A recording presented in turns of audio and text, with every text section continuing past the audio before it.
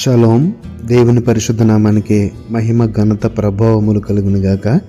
మన ప్రభువును రక్షకుడైన యేసుక్రీస్తు యెషువా మెస్సీయ నామములో ఆత్మీయులైన మీ అందరికీ నా హృదయపూర్వక వందనలు, ఉదయకాలపు శుభాలు తెలియజేస్తున్నాను.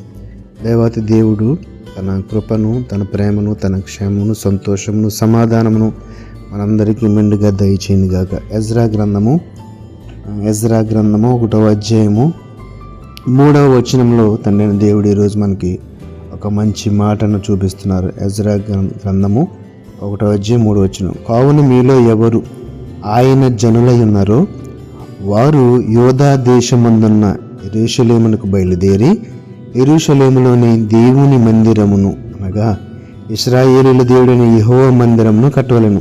వారి దేవుడు వారికి తోడై ఉండునుగాక. వారి దేవుడు వారికి తోడై ఉండుగాక. ఈ యొక్క మాటలో కొంచెం లోతుగిలో ఆలోచిస్తే గనక ఇక్కడ మందిరమును కట్టాలి. అదే కదా నన్ను ఇక్కడ యెరూషలేమునకు బయలుదేరి యెరూషలేములోని దేవుని మందిరమును అనగా ఇశ్రాయేలు దేవుడైన యెహోవా మందిరమును కట్టవలను. అంటే ఇక్కడ సంకల్పము ఆయనది, సంకల్పము ఆ ప్లాన్ ఆయనది కాబట్టి పని జరిగించేవాడు కూడా ఆయనే. ఇక్కడ మన జీవితంలో, మన లైఫ్ స్టైల్లో మనం కూడా ఒక విషయాన్ని గ్రహించవచ్చు. ఎందుకంటే మన యొక్క జన్మమే ఆయన యొక్క ప్రణాళిక చొప్పున జరిగింది. కాబట్టి మన జీవితంలో ఆయన చిత్తమునకు తల ఉంచినప్పుడు, ఆయన అధికారం క్రింద బ్రతుకుచున్నప్పుడు ఆయన తన చిత్తమును మన జీవితంలో జరిగిస్తాడు. అంటే మేలుకరమైన జీవితము, దీవెనకరమైన జీవితమును జీవించాలంటే మనం చేయవలసిన పని ఏంటంటే ఆయన యొక్క చిత్తమును మనం గ్రహించి, ఏంటి ఆయన చిత్తం ఏంటి అంటే కోరిక. చిత్తం అంటే కోరిక. ఏం కోరుకుంటున్నాడు?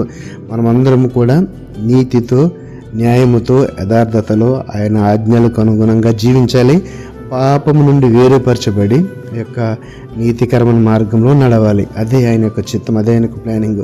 అలాగా నడిచేవారి పట్ల ఆయన యొక్క కృప, ఆయన యొక్క సన్నిధి ఎప్పుడు కూడా ఉంటుందని మనం గ్రహించాలి. అయితే దీని కొంచెం పైకి చూస్తే కనుక 2వ వచనం చదువుతున్నాను. పారసీక దేశపు రాజైన కోరేషు ఆజ్ఞాపించుచున్నదేమనగా, ఆకాశమందలి దేవుడైన యెహోవా లోకమందున్న సకల జనములను నా వశము చేసి యోధా దేశమందున్న యెరూషలేములో తనకు మందిరమును కట్టించమని నాకు ఆజ్ఞ ఇచ్చి ఉన్నాడు.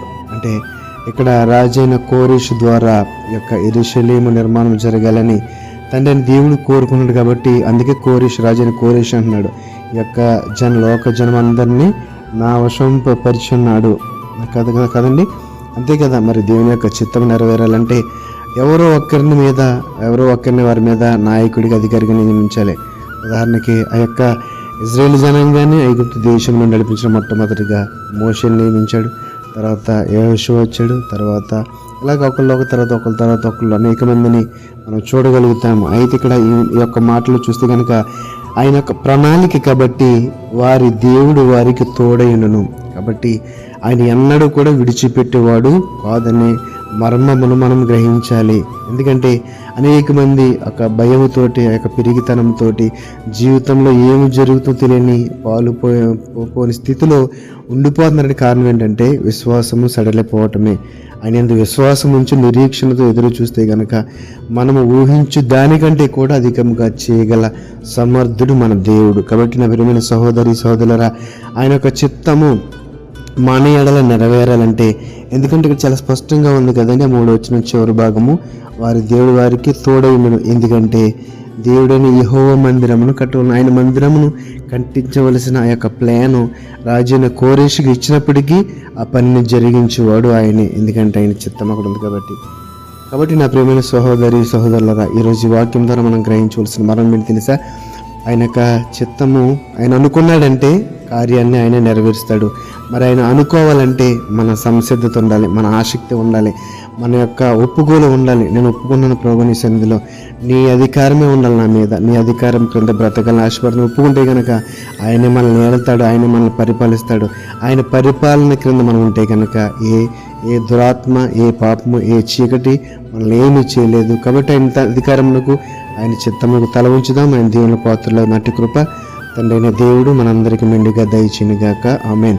పరిశుద్ధుడా, మహోన్నతుడా, మహాగండ పరమందున మా తండ్రి, ఈ పరిశుద్ధమైన ఉన్నతమైన నామమునకు వందనాలు, స్తుతులు, స్తోత్రాలు. నాయన నీ చిత్తము మా ఎడల ఉన్నప్పుడు నాయన ఆ కార్యము మీరే జరిగిస్తారని ఆయన మేము అడగకుండానే ఆ యొక్క మేలు దీవెనలు మాకు దయచేస్తారని ఈరోజు వాక్యం ద్వారా నేర్పించి అవును తండ్రి, మేమందరం కూడా నీ చిత్తమునకు తలొగ్గి నీ అధికారం క్రింద బ్రతుకుటకు మమ్మల్ని అందరినీ మేము సమర్పించుకుని తండ్రి ప్రభువా, నీతికరమైన సమాధానం కలిగిన హృదయములను నీకు అర్పించే వరం ఉంచమని, ఈ వాక్యం ద్వారా మమ్మల్ని బలపరచమని, ఆత్మలో నీ యొక్క స్థిరత్వం కలుగజేయమని, ఈ వాక్యం బిడ్డల జీవితాల్లో మేలుకరమైన జరిగించమని, ఎవరైతే ఆర్థిక ఇబ్బందులు ఉన్నారో, సమాధానం లేకుండా ఉన్నారో, ఉద్యోగాలు లేకుండా ఉన్నారో, వారందరినీ దర్శించి వారి జీవితంలో సంతృప్తి తెమ్మని నజరేయుడైన యేషువ మెస్సీ నామములో ప్రార్థన అడిగి వేడుకొనిచున్నాము తండ్రి.